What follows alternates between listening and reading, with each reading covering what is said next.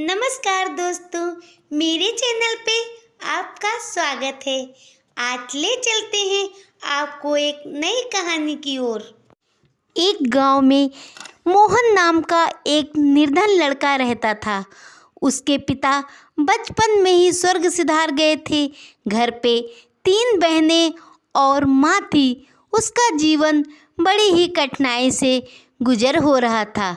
वो अपने गांव के पास वाले शहर में एक सेठ के यहाँ काम करता था। उसने अपना काम बड़ी ही मेहनत और ईमानदारी से किया था, परंतु उसे इस बात का बड़ा दुख था कि आज उसके सेठ ने उसे काम से निकाल दिया था।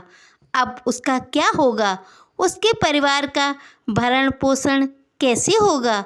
वो इन्हीं विचारों में उलझा चला जा रहा था। तभी किसी ने पीछे से आवाज़ दी और कहा, बेटा, क्या तुम मेरी थोड़ी सी मदद कर सकती हो? उसने पलट कर देखा तो पीछे एक बूढ़ा आदमी चला आ रहा था। उसने पास आकर कहा, बेटा, मैं एक व्यापारी हूँ। आज वर्षों बाद अपने वतन लौटा हूँ। इतना सफ़र तो मैंने जहाज़ से किया था, परंतु आगे का सफ़र मुझे पैदल ही करना पड़ रहा है। मैं इतना बोझा ढोकर नहीं चल सकता हूँ। क्या तुम मेरा एक बड़ा ही थैला पकड़ सकते हो? इसके बदले मैं तुम्हें एक सोने का सिक्का दूंगा। मोहन बड़ा ही प्रसन्न हुआ। उसे तो मानो मुँह मांगी मुराद मिल गई। उसने बूढ़े आदमी से वो थैला लिया और चलने लगा। बूढ़ा आदमी बातों बातों में बताने लगा, बेटा, मैं बहुत दिन बाद अपने वतन लौट रहा हूँ। इनमें मेरे पूरे जीवन की कमाई है। ये जो थैला तुमने पकड़ रखा है, इसमें तांबे के सिक्के भरे हुए हैं। बूढ़ा आदमी आगे आगे चल रहा था और पीछे पीछे मोहन चला आ रहा था। जब मोहन थैला पकड़कर चल रहा था तो बूढ़ा आदमी बार बार पलटकर देख रहा था। ये देख मोहन ने सोचा, लगता है बूढ़े आदमी को मेरी ईमानदारी पे शक है। उसे डर है कहीं मैं ये थैला लेकर भाग ना जाऊं, इसीलिए तो वो बार बार पलटकर मुझे देख रहा है। इसलिए मोहन ने उस बूढ़े आदमी से कहा, बाबा, आप इस तरह क्यों देख रहे हैं? क्या आपको डर है मैं आपका थैला लेकर कहीं भाग ना जाऊं? नहीं, मैंने पूरी ईमानदारी जीवन भर काम किया है और इसी ईमानदारी की वजह से मुझे अपनी नौकरी से हाथ धोना पड़ा है, क्योंकि मेरे सेठ चाहते थे कि मैं लिखा पढ़ी में झोल माल करूं, मगर मैंने बेईमानी करना उचित नहीं समझा। सेठ को गुस्सा आई और उन्होंने मुझे काम से निकाल दिया है। बूढ़ा कुछ नहीं बोला, बस मुस्कुराकर चलता रहा।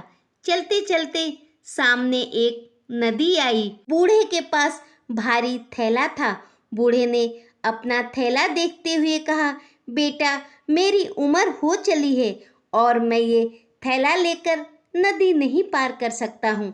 कहीं पैर फिसल गया तो मेरी जीवन भर की कमाई नदी में बह जाएगी, क्योंकि इस थैले में चांदी के सिक्के हैं।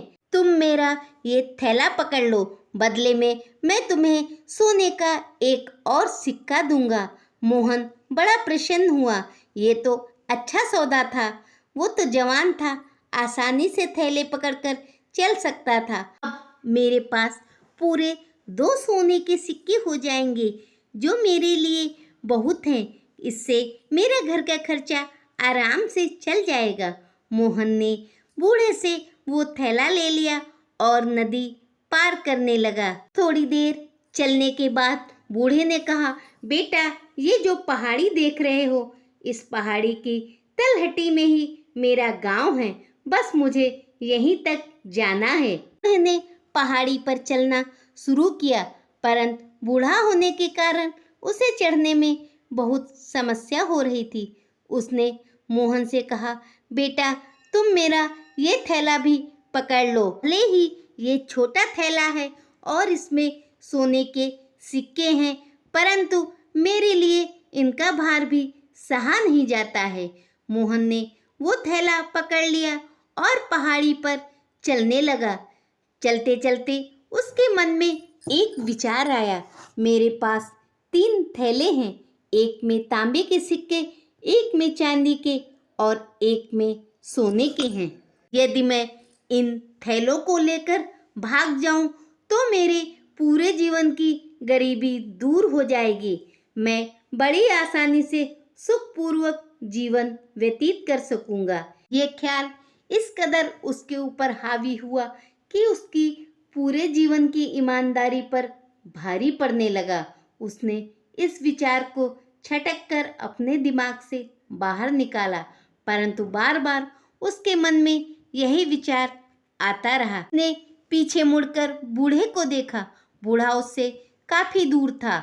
फिर क्या था, उसने बहुत तेज से दौड़ लगा दी।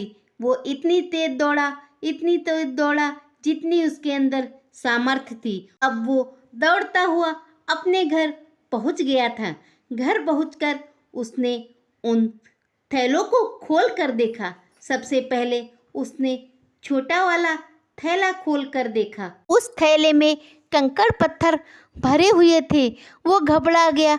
घबरा कर उसने दोनों थैले खोल लिए।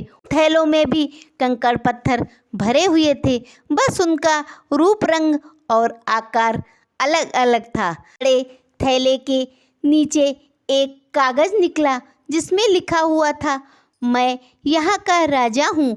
मेरी कोई संतान नहीं थी।